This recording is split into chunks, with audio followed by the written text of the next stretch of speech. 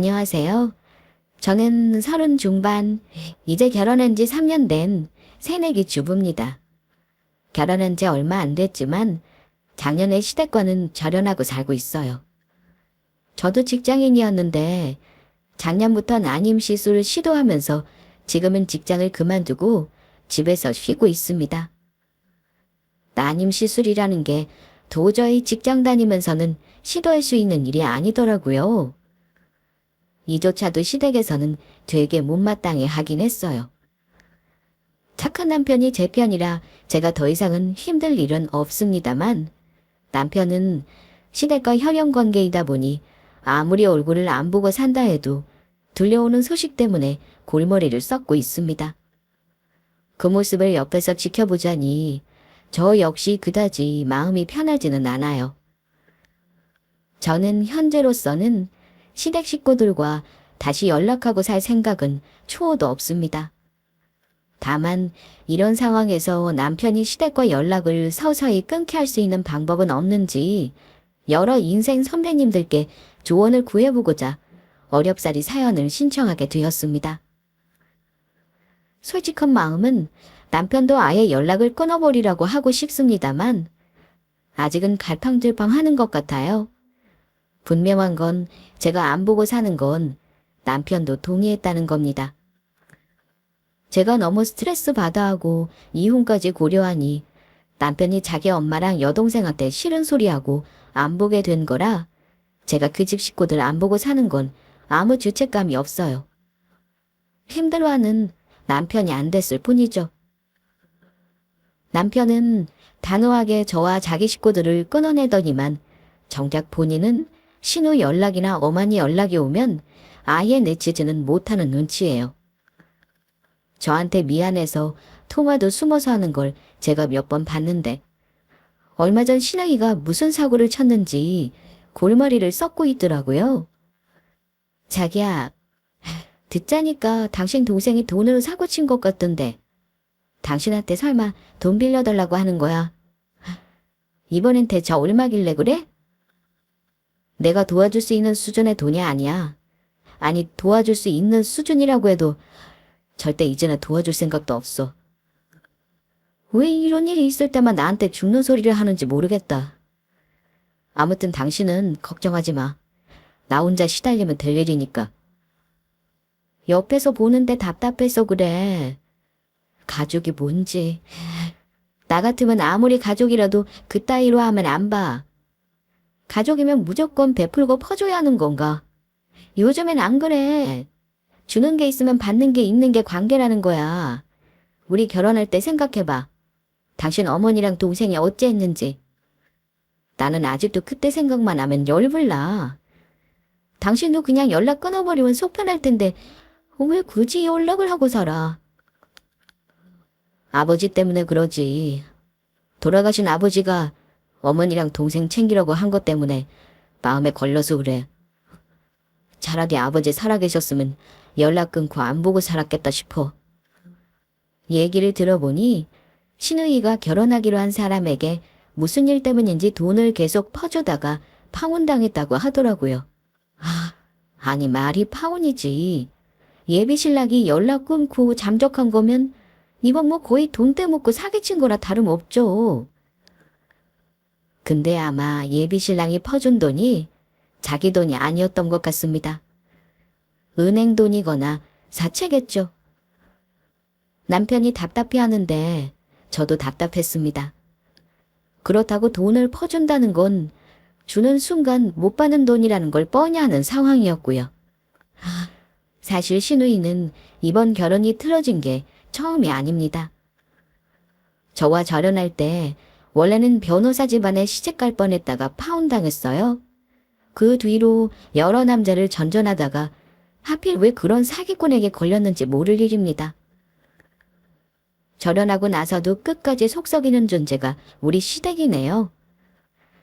아무튼 우리 부부에 대해 간단히 말씀드리자면 우리 부부는 35 동갑내기입니다. 평범하고 비슷한 사람들이 서로 만났다고 생각해요. 집안도 어느 한쪽 기우는 데 없이 거기서 거기이고 심지어 직장 연봉도 두 사람이 비슷했습니다.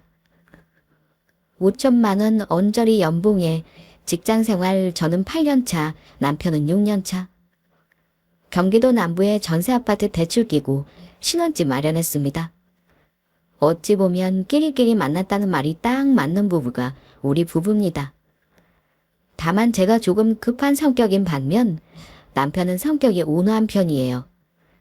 그래서 사귀는 동안에는 크게 싸운 일도 딱히 기억나지 않을 정도입니다. 그렇게 무난한 우리 커플도 딱 한 번 결혼 전에는 우여곡절이 있긴 했습니다. 바로 결혼 준비 때문이었는데요. 다른 부부들도 결혼 준비하면서 현실적인 문제로 많이들 싸운다고 하잖아요. 아마 대부분이 돈 문제로 싸운다고 생각해요. 돈이 없으면 형편에 맞춰 결혼해도 상관없었습니다.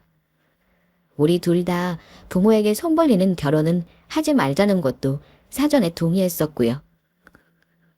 그런데 아무리 자식이 부모 도움 안 받겠다고 해도요. 결혼하면서 자식한테 정말 한 푼도 보태주지 않겠다는 부모가 있을까요? 형편이 정말 어려운 집이면 모르겠어요. 아마 대부분 먹고 사는 게 어렵지 않은 환경이라면 자식 결혼할 때 이것저것 도와주고 싶어 하는 게 부모 마음일 거라 생각합니다. 친정만 해도 그랬어요.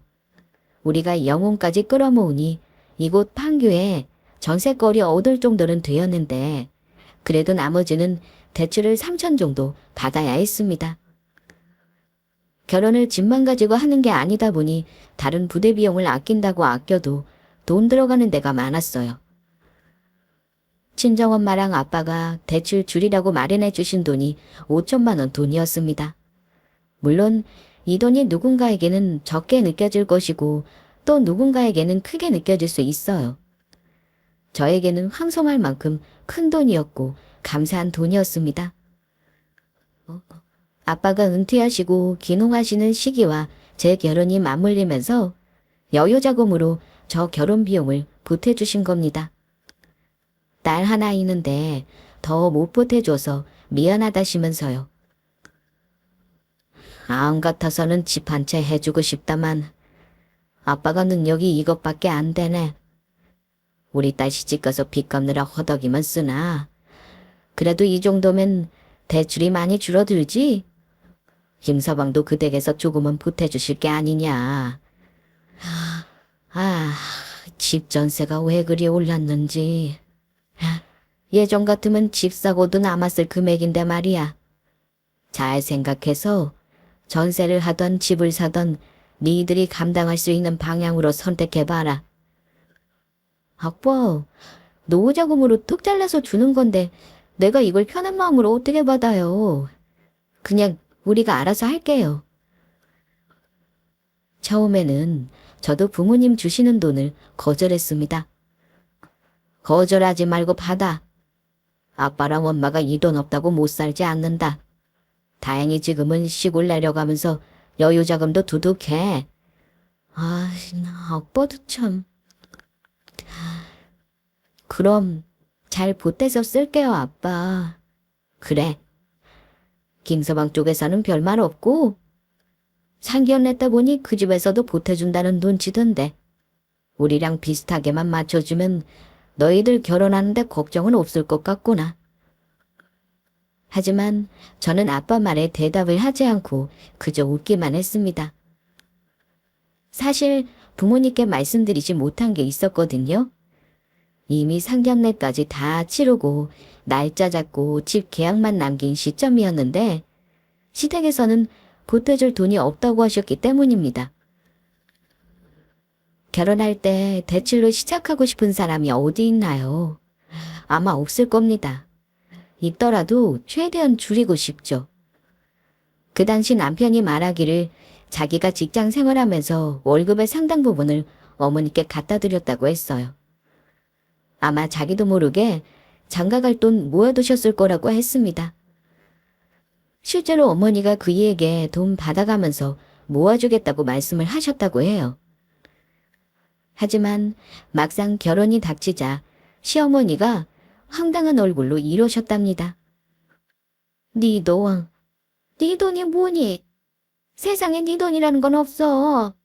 아버지 돌아가시고 네가 큰 보탬이 되어준 건 맞다만 결혼은 네 힘으로 해야지. 어디 엄마한테 그동안 준 돈을 내놓으라고 해. 세상에 이런 후레자식은 없는 거다. 이러면서 역정을 내셨다고 남편이 상심했던 기억이 납니다. 그러면서 덧붙인 말이 혹시 새아가가 너한테 돈 받아오라고 하든 그럼 당장 내 앞에 데려와. 어디 남의 아들 데려가면서 그동안 엄마한테 준 돈을 받아오란다니. 그런 거면 나 이 결혼 못 시킨다. 이랬답니다. 남편이 겨우 아니라고 엄마를 말리고 알아서 하겠다고 했지만 속상한 건 어쩔 수 없는 일이잖아요. 저에게 하소연을 하는데 차마 거기다 대고 결혼 못하겠다는 말이 목구멍 밖으로 나오지 않더라고요. 저한테 몇 번이고 염치 없다 미안하다 하는데 괜찮다고 할 수밖에요. 저까지 남편에게 펄펄 뛸 수는 없었습니다. 어머니가 그렇다면 어쩔 수 없지. 그래도 우리 집에서 보태준 돈이 있으니까 대출 부담은 좀 줄었잖아. 그거라도 감사하자. 너무 좋은 집 말고 조금 구축이더라도 돈에 맞춰서 알아보면 되지 뭐. 이해해줘서 고맙다는 사람에게 제가 무슨 말을 어째 하나요. 결혼 전에 이런 일이 있었는데요. 사실 시어머니가 한 푼도 안 보태주신 건 아닙니다. 엄밀히 말하면 집값에 보태 쓰라면서 500만 원을 보태주시긴 했어요. 이걸 보태줬다고 해야 할지는 모르겠습니다만 집도 이미 다 얻어서 살림 들어갈 때 시어머니가 온갖 생색을 다 내면서 저에게 직접 주신 돈이었습니다. 그런데 500이라는 돈을 주면서 시어머니는 물론 시누이도 생색을 무지하게 많이 내더라고요. 자, 우리 아들이 아무리 내 돈 필요 없다지만 어디 부모 마음이 그렇겠어? 조금 늦은 감은 있다만 집 얻을 때 돈 많이 들었을 테니 보태 쓰도록 해. 남편은 깜짝 놀라더라고요. 아마 엄마가 아예 돈을 안 보태줄 거라고 생각했었나 보더라고요. 내가 아무렴 아들을 공짜로 장가 보내겠어? 근데 미리 알아두렴. 이 돈 절반은 우리 혜원이가 보태는 거야. 저는 그 자리에서 봉투를 열어보지는 못하고 일단 고맙다는 인사부터 했습니다. 아가씨, 샵 오픈한 지 얼마 안 돼서 여유도 없을 텐데 고마워요. 이 돈은 제가 정말 감사히 쓸게요. 그래요, 언니? 어찌 보면 나는 언니가 안 됐기도 해요. 우리 오빠처럼 별 볼 일 없는 남자한테 시집 오는 바람에 집도 없이 시작하는데 내가 영 마음이 안 좋네. 어쨌든 금액은 얼마 안 되지만 요긴하게 쓰세요, 언니. 말을 해도 꼭 자기 오빠를 까내리면서 하고 싶은지. 남편은 2살 어린 여동생이 있는데 동생이 제가 볼 때는 이 집안 애물단지였거든요. 남편과 완전 현실 남매 사이로 그다지 관계가 좋지도 않았고 시누이는 오빠에게 너너거리며 반말을 하는 등 버릇없는 행동을 하기도 했습니다. 그러니 저는 딱히 곱게 보이지는 않았어요. 시어머니는 부동산을 하셨고 시누이도 네일숍을 하는데 돈이 없는 집도 아닌데 정말 한 푼도 안 보태준다는 게 사실 서운하긴 했었거든요. 그래도 양심은 있구나 싶어 나중에 봉투를 열어봤는데 저 잘못 본 줄 알고 한 4-5번은 다시 세어봤던 기억이 납니다. 기가 막힌 게요. 거기 들어있는 돈이 단돈 500만 원이었어요. 우리 친정에서는 5천만 원. 제가 모아서 들고 간 돈이 8천. 남편이 모았다는 돈이 3천만 원이었어요. 그런데 보태주신 돈이 꼴랑 500이더군요. 그러면서 생색은 저한테 몇 천만 원 보태주시는 것처럼 냈던 거죠. 얼마나 황당했는 줄 아시나요? 솔직히 보통 성질의 여자 같으면 거기서 그 결혼 때려 엎을 수도 있어요. 하지만 남편이 너무 착했고 저에게 미안해 하길래 결혼만 참고 넘어가자 마음 먹은 겁니다. 어쨌든 그렇게 결혼할 때 우리 친정에서는 축의금도 저한테 대부분 보태주셨어요. 그 돈만 해도 무시 못할 금액이었으니 친정에서는 5천보다 더 보태주신 셈입니다. 하지만 시어머니요? 아들 지인들이 축의금 낸 것까지 싹 다 가져가서 입 닦으신 분이에요. 그러니 제가 결혼 전부터 시어머니나 시누이에게 좋은 마음이었을 리 없었겠죠? 결혼하면 아들이 한 가정을 이루는 셈이니 저도 그렇고 남편도 그렇고 각자의 집에서 분리되어 독립하는 것이니 결혼 전에 설사 시댁에 서운한 것이 있어도 접어두고 남편과 잘 살면 그만이라고 생각했습니다. 그게 크나큰 착각인 줄 몰랐죠. 저도 결혼이 처음이었으니 알 턱이 있나요? 결혼하고 펼쳐진 세상은 미혼의 세상과는 완전히 달랐습니다. 왜 그리 시어머니가 시댁 근처로 집을 얻으라고 했는지, 30분 이상 멀어지지 말라고 했는지 그 이유를 알 정도였습니다. 말씀드렸듯 우리 시댁은 시어머니만이 문제가 아니었습니다. 결혼하고 나서 보니 시어머니와 시누이 2명이 세트로 너무나 저를 힘들게 했어요. 식구라는 말 뜻이 뭔 줄 아니? 같이 밥을 먹는 사이라는 거 아니겠어? 한 달에 한두 번 빼꼼히 얼굴만 보고 살 거면 식구라고 하면 안 되는 거야. 너는 이제는 우리 집 큰 며느리잖니. 우리 아들이 이 집에서 기둥이니 너도 이제는 책임이 막중한 거야. 한 번에는 안 되겠지만 차근차근 우리 집 가풍도 몸에 익히고 배워나가라. 그러려면 자주 보는 수밖에 없어. 처음에는 어머니가 저에게 얼마나 바라는 게 많으시겠나 싶었습니다.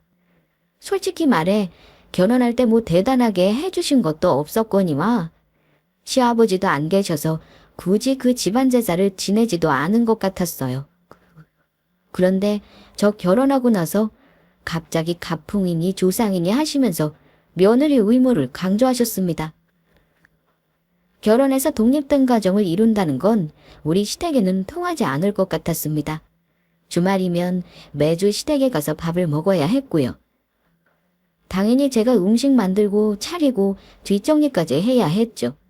어머니는 일해야 가족이라면서 저를 오라가라 하셨는데 저는 평일날 직장에 다니다 보니 무척이나 힘들었습니다. 당연히 제가 남편에게 싫은 소리를 할 수밖에 없었어요. 남편은 처음에는 우리 엄마가 갑자기 왜 저러나 하면서 저러다 말겠지 했던 것 같아요. 여보, 힘들어도 조금만 참아. 엄마가 우리 결혼하고 얼마 안 돼서 아마 군기 잡는다고 저러시는 것 같아. 내가 적당히 중간에서 자를 테니까 걱정 말고. 나는 자기네 집안이 그렇게나 조상 챙기는 뼈대있는 가문인 줄은 몰랐네. 아, 어머니 정말 너무하시는 것 같아. 직장인이 매주 시댁에 가는 일이 어디 쉬워? 그건 자기가 알아서 못 간다고 해봐. 제사도 그래. 결혼 전에는 아버지도 절에서 모셨던 거 아니었어? 왜 갑자기 당신 아버지 제사를 지내신대?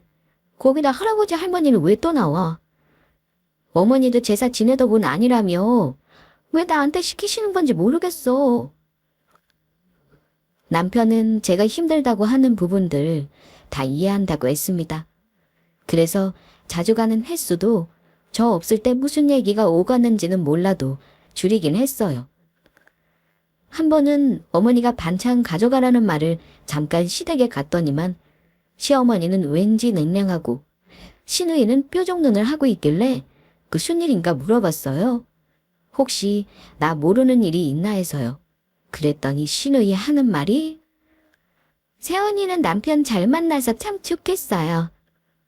난데없이 저에게 비꼬듯 이러는 겁니다. 저는 아무 생각 없이 들린 시댁이었는데 그런 베베 꼬인 말을 듣고 있을 이유가 없다고 생각했어요. 그래서 저도 살짝 정색하고 되물었습니다. 네. 아가씨, 갑자기 그게 무슨 말이에요? 혹시 지금 저 비꼬시는 거예요? 비꼬는 게 아니라 진짜 잘 맞는 것 같아서 하는 말이에요. 우리 오빠가 돈을 많이 버는 것도 아니고 인물이 툭 주는 것도 아닌데 왜 세훈이가 우리 오빠랑 결혼을 하나 했더니만 이제 보니 오빠가 완전 언니 바락이네요. 언니는 좋겠어요. 요 며칠 오빠가 엄마랑 얼마나 싸운 줄 알아요? 그게 오빠 생각이겠냐고요. 전부 언니가 돼서 조정한 거지. 어머, 아가씨도 참 무슨 말씀을 그렇게 하세요? 저 오빠 조정한 적 없어요. 그리고 아가씨는 왜 자기 오빠를 매번 그런 식으로 무시하세요? 아가씨는 뭐 얼마나 대단한 신랑감을 만나려고요? 언니, 언니 저하고 지금 해보겠다는 거예요. 분위기를 보아하니 아마도 남편이 시어머니에게 저 힘들다는 말을 하면서 다툼이 있었던 것 같았습니다. 그때 제가 다시 한마디 하려는데 어머니가 끼어드시더니만 시누이에게 그만하라고 하시더라고요. 됐으니 그만해라. 새아가 너도 그만하고 어서 아침 하나 입고 손 씻고 부엌으로 와. 네. 지금요? 어머니 반찬 가지고 가라 해서 저 온 건데요. 어머니가 갑자기 앞치마를 입으라고 하시길래 놀라서 물었더니만 이러시더라고요. 어머머 얘 좀 봐. 반찬은 뭐 저절로 만들어진다니? 니들이 먹을 건 직접 만들어서 가야지. 나한테 반찬하는 법도 좀 배워야 할 거 아니냐? 저는 퇴근해서 시댁에와 반찬을 만들어야 하는 건 예상치 못했습니다. 솔직히 말해서 짜증이 솟구쳤지만 일단 제가 거기서 박차고 나오면 일이 커질 것 같아서 참았습니다. 그날 저는 어머니랑 밑반찬 3종류와 생선 조림까지 만들고 거의 10시가 되어 녹초가 된 채 집으로 왔습니다. 그럴 바엔 차라리 안 얻어먹고 말죠. 며느리 잔뜩 부려먹고 하신다는 말씀이. 우리 아들이 고등어 조림 무진장 좋아해. 가서 얼른 밥이랑 차려줘라. 너는 좋은 시어머니 만난 줄 알아? 이렇게 하나 다 가르쳐주고 반찬까지 챙겨주는 시어머니가 있는 줄 아니? 일은 제가 다 했는데 좋은 시어머니니 뭐니 생색을 그리내시는지 참. 속으로 다시 반찬 안 얻어먹겠다고 결심하고 돌아왔죠. 하필 그날은 남편이 회식이라 제가 시댁에서 반찬 만들고 온 줄도 몰랐습니다. 다음날 얘기했더니만 당장 전화한다는 걸 제가 말렸어요. 혹시 어머니가 또 반찬 얻으러 오라고 하면 거절하겠다고 얘기했고요. 어머니는 저를 그런 식으로 은근히 시집살이를 시키셨습니다. 지금 생각하니까 아마 일부러 저 속 뒤집어지라고 알면서도 그렇게 하신 것 같다는 생각을 하긴 해요. 하지만 다른 것보다 제가 가장 짜증났던 건 다른 더 큰 이유가 있었습니다. 시어머니는 저를 며느리로 부리기만 하시는 게 아니라 시어머니 대접을 받고 싶어 하셨다는 겁니다. 특히나 경제적으로 우리 부부를 많이 압박하셨습니다. 물론 결혼 전에 남편이 월급 상당 부분을 갖다 드렸다는 건 저도 알고 있었습니다. 하지만 결혼한 다음에는 상황이 다르죠. 부부가 둘이서 꾸려가야 하는데 어머니는 부동산을 내서 수입도 먹고 살 만큼 있는 분이 바라시는 것도 참 많으셨습니다. 결혼해서 석 달까지 아마 남편이 용돈을 안 드린 걸로 알아요. 매달 드리는 건 우리 형편에는 무리기도 했습니다. 집 대출도 갚아야 했고 한 사람 월급은 통째로 저축하기로 합의했었거든요. 명절이나 특별한 날은 양가 부모님에게 똑같이 30만 원씩 드리자고 했었죠.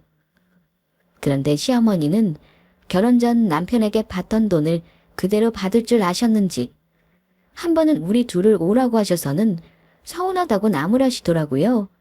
그것도 저에게 대놓고 따져 물으셨습니다. 혹시 새아가 너냐?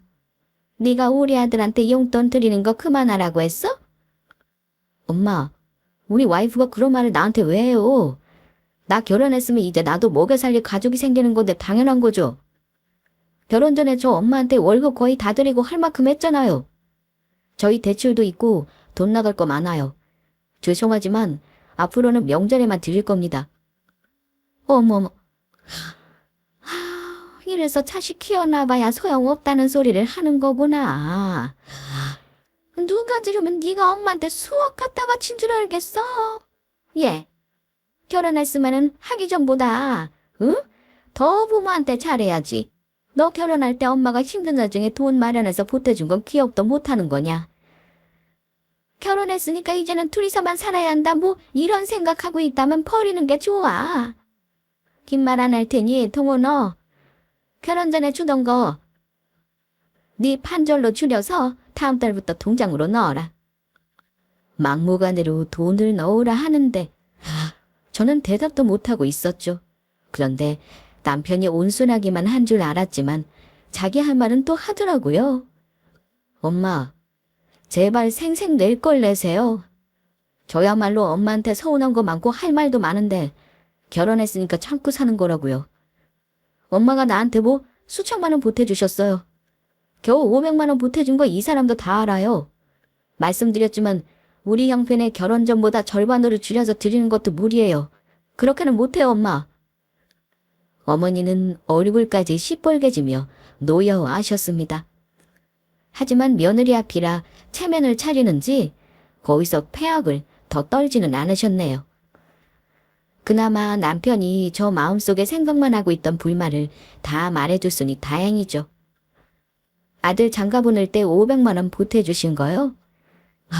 솔직히 어디 가서 창피해서 말도 못합니다. 아들 공짜로 장가 보낸 거나 다름없었으면서 결혼한 아들 내외에게 아주 작은 거 한번 베푸시고는 왜 그리 돌려받으려 하시고 생색을 내시는 건지. 같은 부모님인데 우리 부모님과는 너무 다른 모습에 솔직히 계모가 아닐까 의심도 했습니다. 제가 그런 생각을 할 만도 했던 이유가 또 있어요.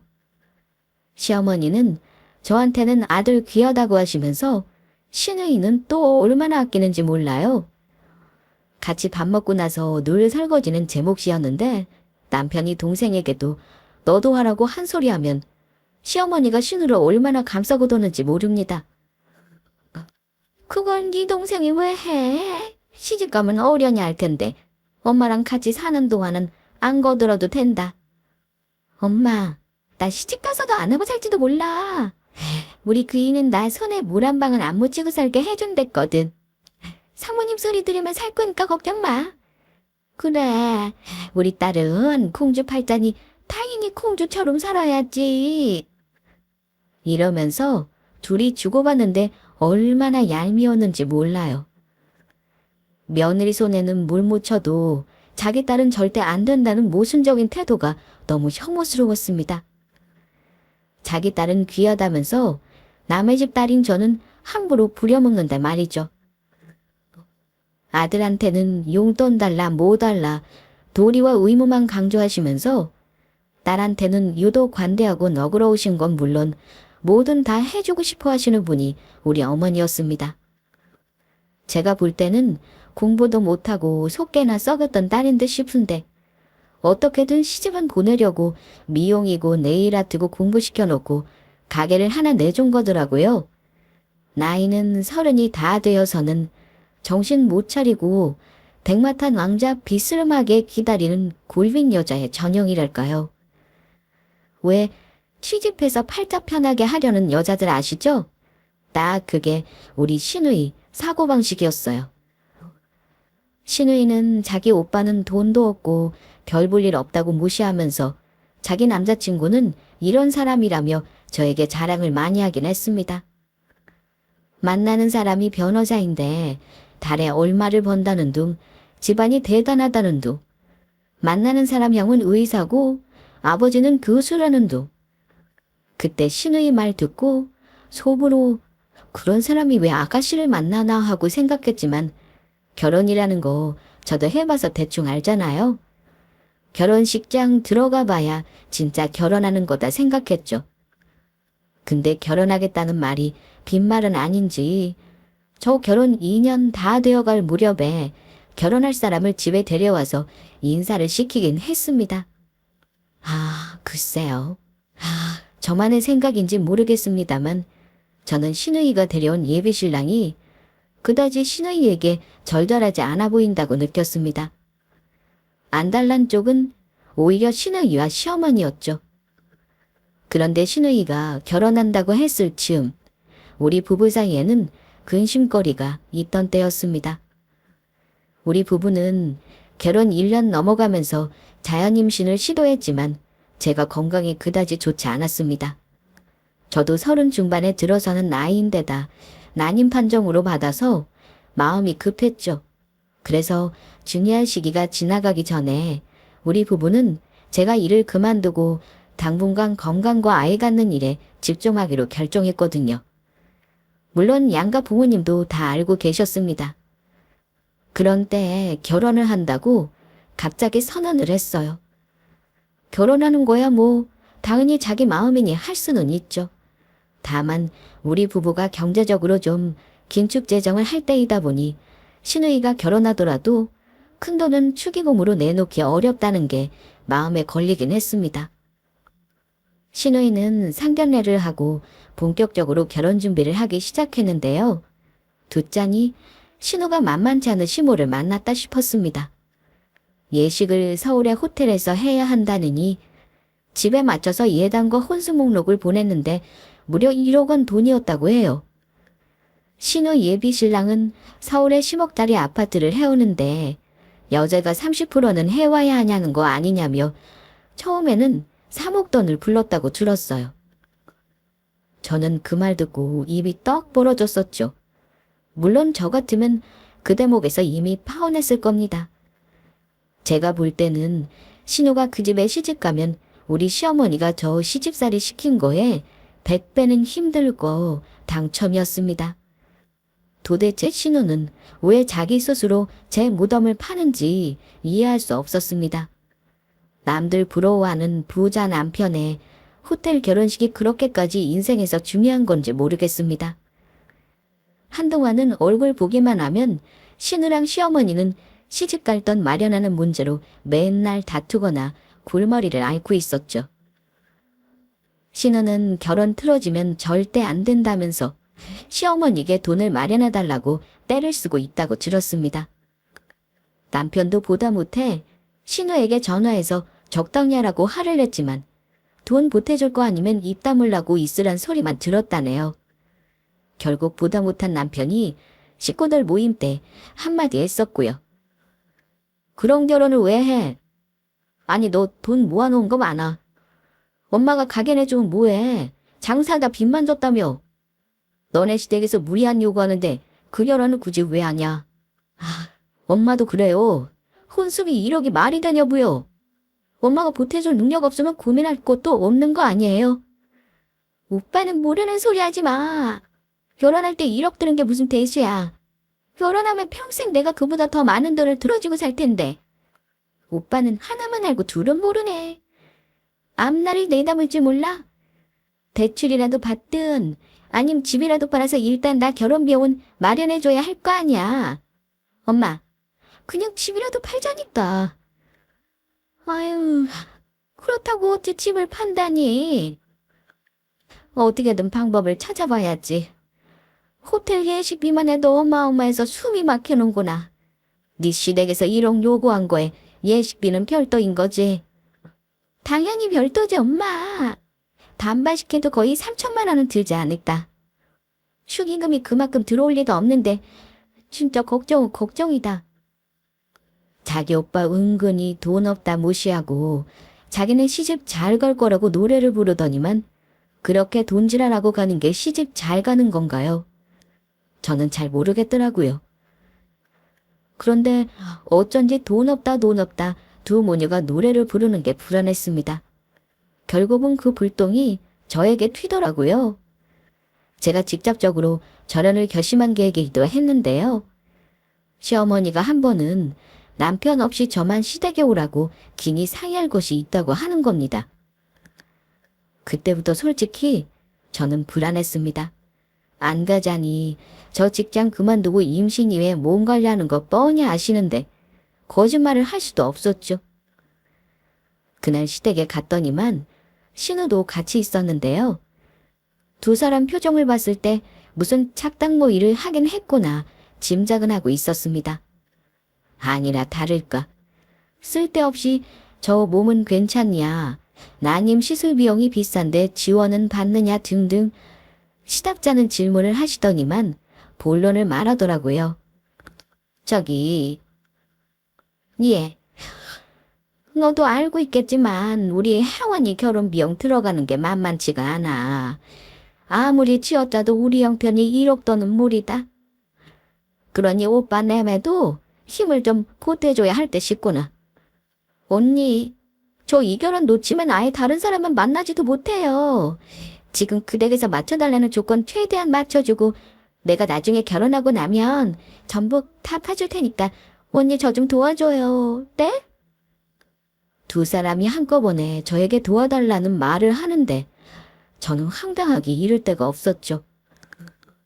아, 저요? 어머니, 아가씨, 저도 그런 큰돈 없어요. 아시잖아요. 게다가 저 지금 일도 그만둔 상태이고 난임 시술비도 비용이 만만치 않게 들어간단 말이에요. 죄송한데 저랑 남편은 아가씨 결혼 비용 큰 돈은 못 도와줄 것 같아요. 저는 두 사람이 기분 나쁘지 않게 최대한 예의를 갖췄다고 생각합니다. 하지만 저의 대답을 듣고 신우이와 시모는 약속이라도 한 듯이 둘 다 도끼 눈을 뜨더군요. 뭐, 돈을 못 보대. 예. 너 그러는 거 아니야? 네 동생이 결혼한다면 그런 말 나오겠어? 고작 1, 2배 보탤 생각이었다면 그럴 거 없다.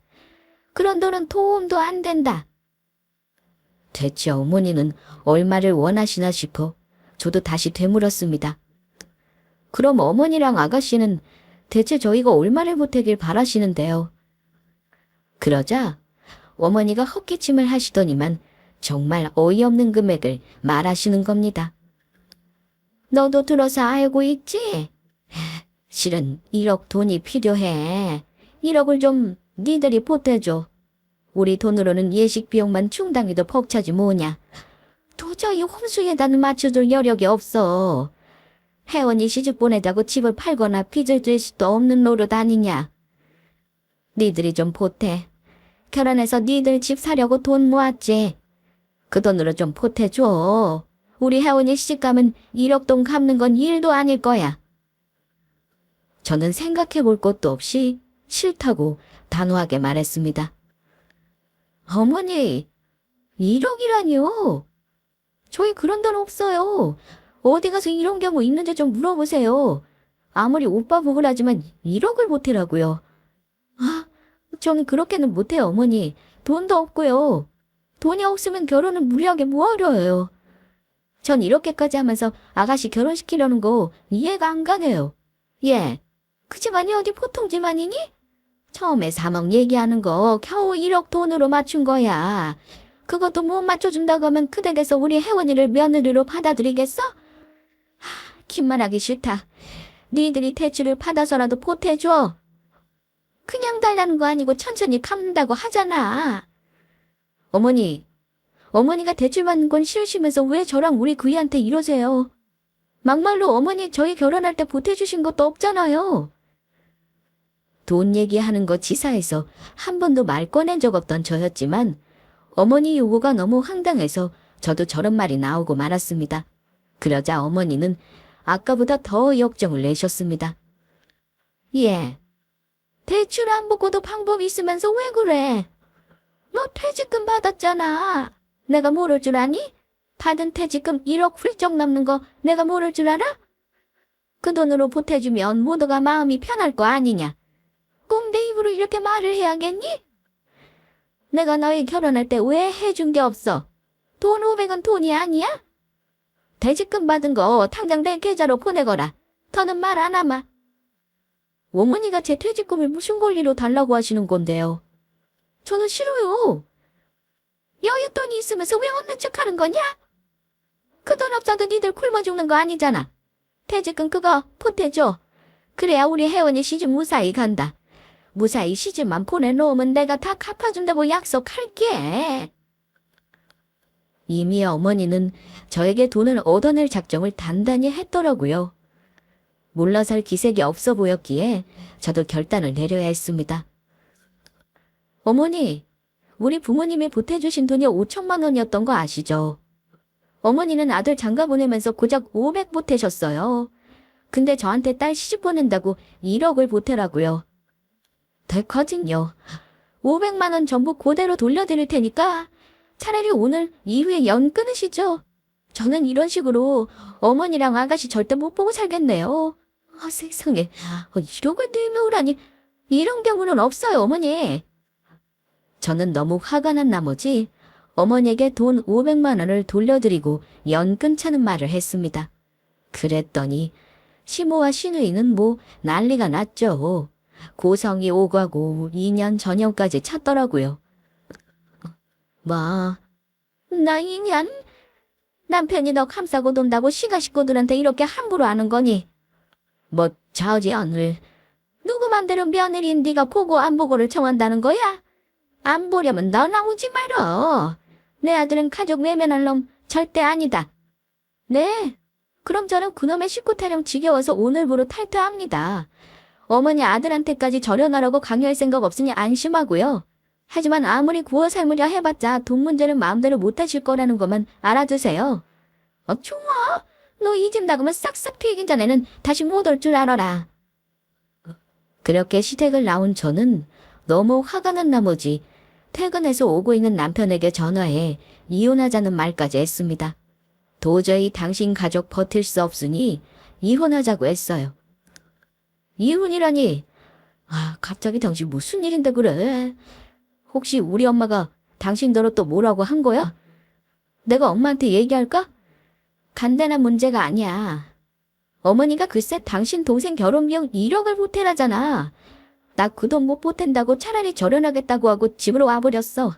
미안하지만 나 이렇게 시달리면서는 못 살아.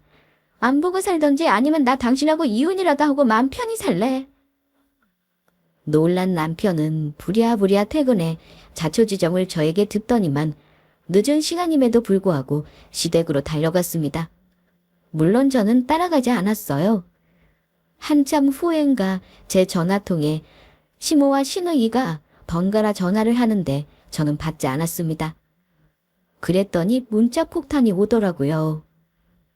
며느리가 잘못 들어와서 가족을 다 찢어놨구나. 당장 사과하고 돈 못 보태면 없던 일로 하고 품을 테니 잘 생각해라. 라는 어머니의 문자는 물론 욕설로 도배된 시누이의 문자까지 아주 가지가지한다 싶었습니다. 얼마 뒤 남편이 집에 와서 저에게 한다는 말이 이랬어요. 당신 우리 엄마랑 동생한테 사과할 거 없어. 너무 좀... 내가 오히려 당신한테 사과해도 모자랄 일이지.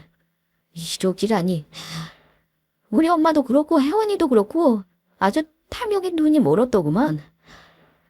내가 가서 아주 단호하게 말해주고 왔으니까 이제 당신은 신경 쓰지 마. 우리 집에 이제 갈 일도 없어. 당신이 마음 편하다면 안 보고 살아도 나는 상관없어. 나도 어쩔 수 없이 아들돌이 한 거지 자주 연락하고 싶지도 않다. 아무리 엄마가 동생이지만 질린다 질려. 그렇게 우리 부부는 시모와 시누이와 절연하게 되었습니다. 그런데 저한테 싹싹 빌기 전에는 집에 올 생각 말라던 시어머니가 시누이 결혼날 다가올수록 저에게 도와달라며 빌더군요. 나중에는 거의 사정사정하는 문자를 보내놓으셨지만 저는 끝까지 모른 척 했습니다.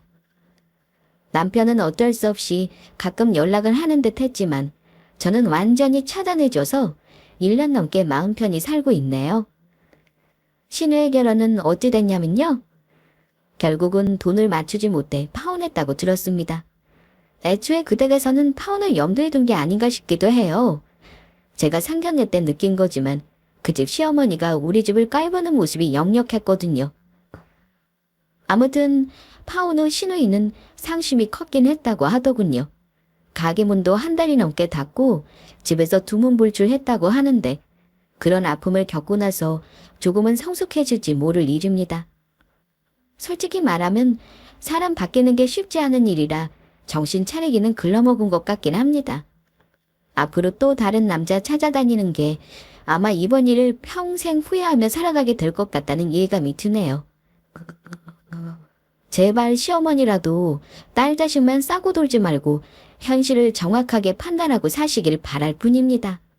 끝으로 힘든 상황 속에서도 늘 저의 편이 되어준 남편에게 감사 인사를 전하고 싶네요. 남편이 저를 서운하게 했다면 아마 우리는 부부의 인연을 이어가지 못했을 거라 확신합니다. 저의 시가 쉽고 절연 스토리는 여기까지입니다. 긴 사연을 끝까지 들어주셔서 감사드리며 모두들 화목한 가정을 만들어 나가시길 기원하겠습니다.